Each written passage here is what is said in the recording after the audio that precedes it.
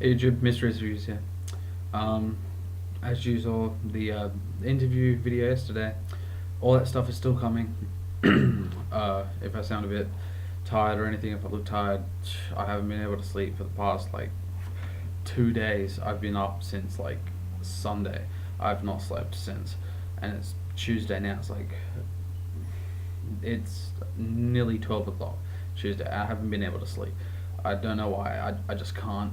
Maybe it has to do with the topic of this video, but I mean, I've never been able to stay awake while playing video games, because that sort of really strains your eyes. Okay, but onto what the thing is. So all the stuff in the interview still coming, obviously. All the reviews, all the videos and stuff. My friend Harry, he was like, "Oh, we shouldn't sort of touch the channel. We shouldn't just upload videos willy nilly, however the fuck, you know what I mean. Like, shouldn't just chuck videos up there and then eventually bring out Mirror's Edge Origins 2. So he said we should just wait until we've made it and then upload it.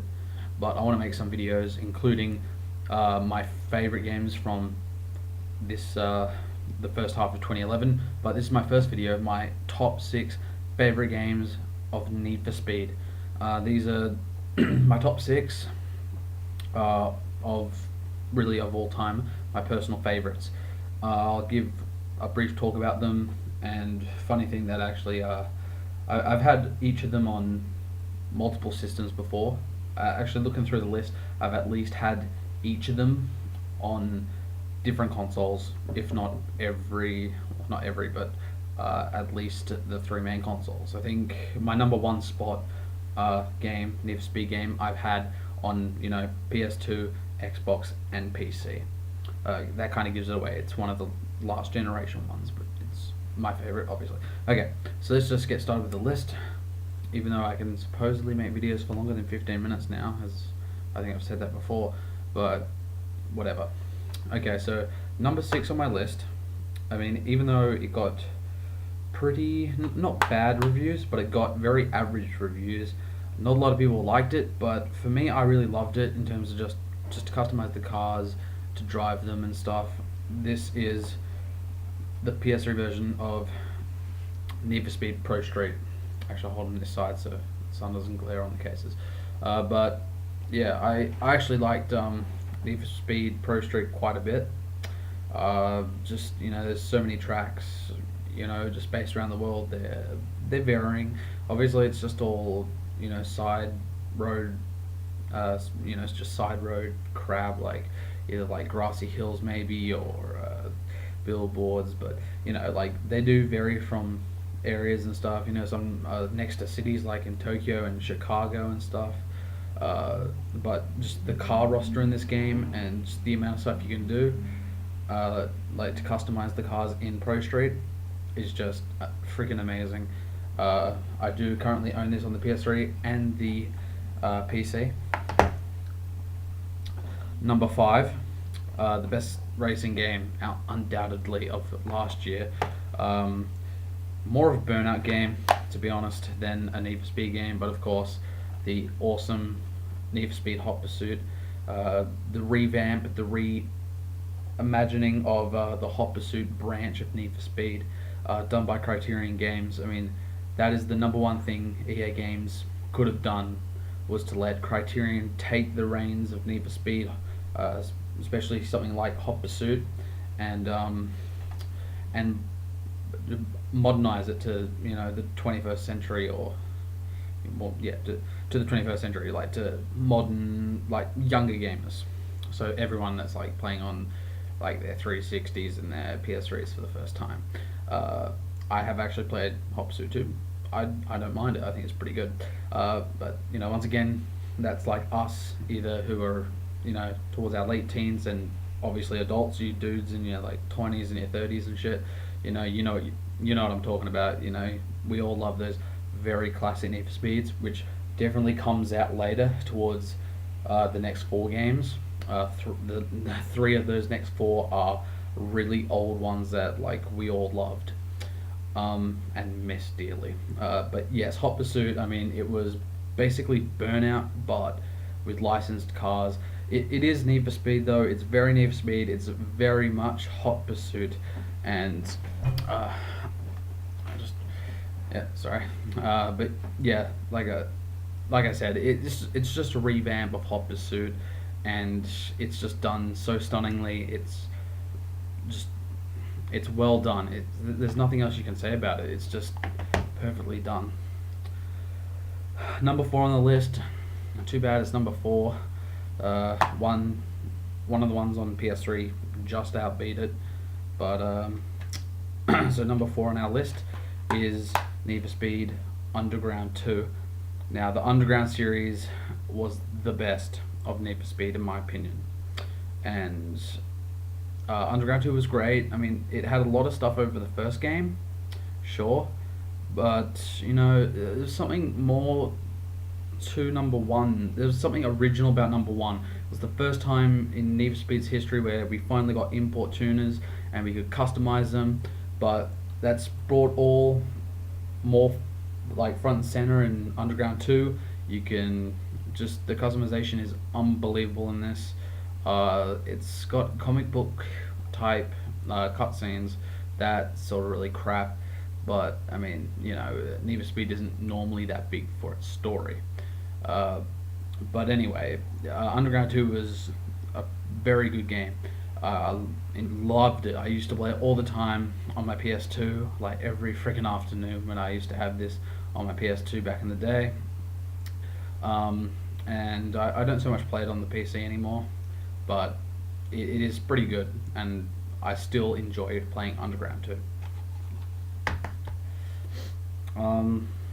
Okay, next up, the one that's on PS3 and a current gen one, that once again a lot of people hated it, even though it went back to the roots and tried to copy exactly what Black Box was doing.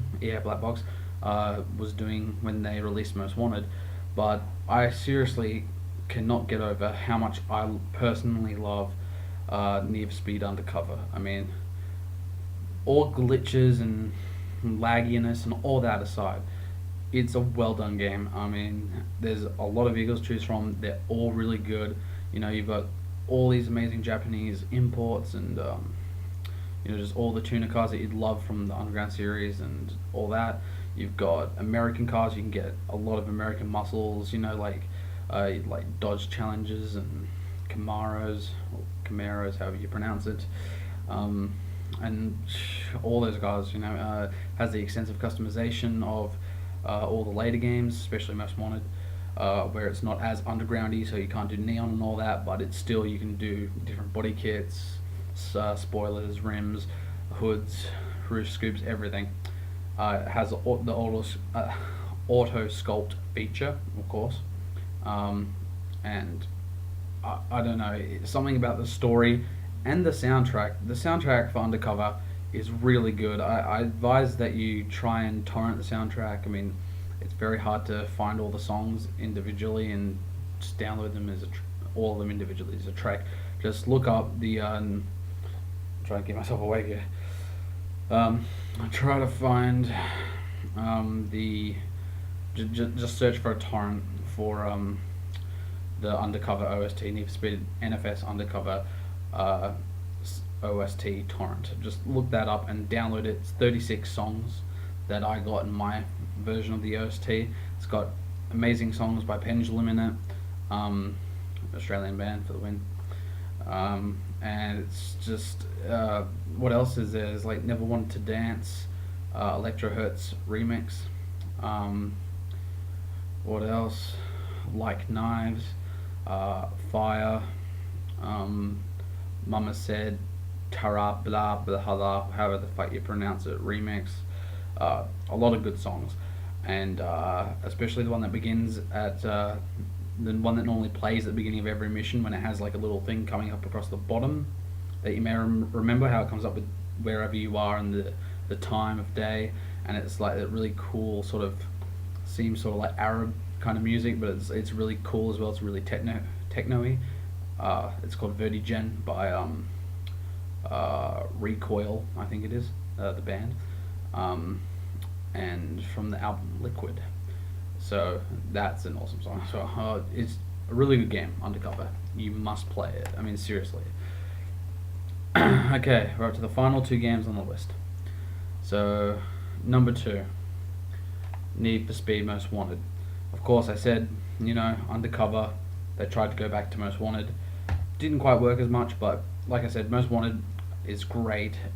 Amazing storyline. The whole Blacklist 15 the whole Blacklist 15 is just full of all these awesome street races. You just got to take them down. Razor, your big major rival, the main antagonist of the game. He's number 1 on the blacklist when you actually start playing through the main chunk of the game.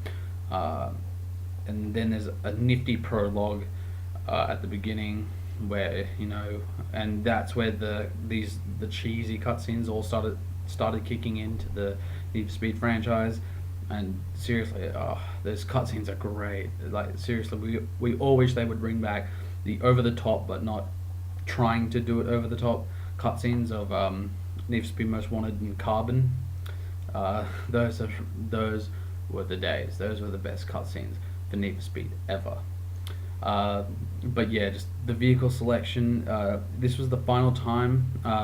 This was the first time since the Underground series started that they actually brought Need for Speed back out into the daylight. They brought in police pursuits again. They brought back in luxury cars. They brought in some muscles, which started to creep their way into Underground 2.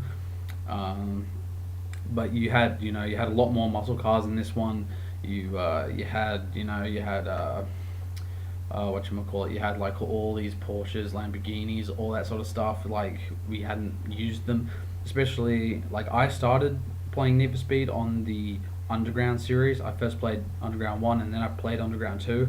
Then I finally played this, and there's all those amazing freaking German, Italian, just all those European cars. They're amazing and they're just totally awesome in Need for Speed Most Wanted. And then of course, number 1 on my list, I said it was better than its sequel, and I'm still playing it to this day. I've still actually to this day never finished it, the main story mode of the game, but that's I guess what keeps making me want to go back and play through it and try and finish it.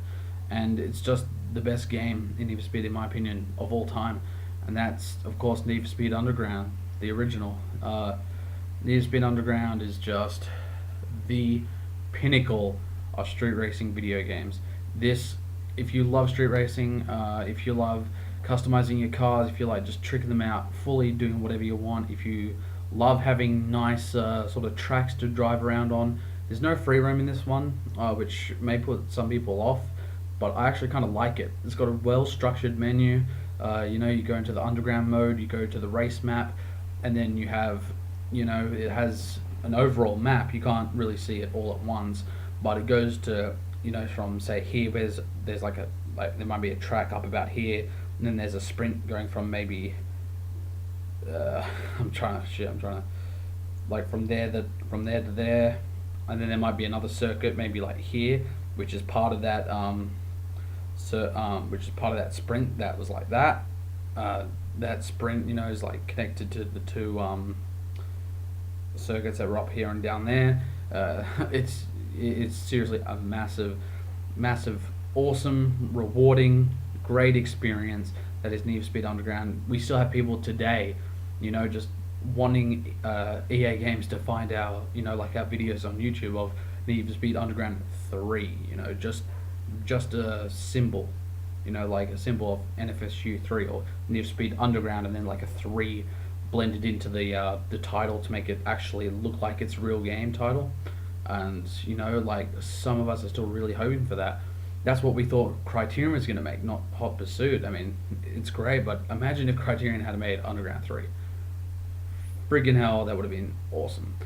But yes, my favorite game in the Need for Speed franchise of all time, Need for Speed Underground. You have to get this game. I mean, if you haven't already got it, or if you haven't ever even played it, go and bloody play it. It's an amazing game, and those are my top 6 Need for Speed games of all time. So until the next video, which I'm making after this, which is my the best games that I've gotten and that I've bought, for 2011. So see you guys in the next video, which is directly followed on from this one. So watch the next video as well. Okay, see you guys later. See you guys in a minute.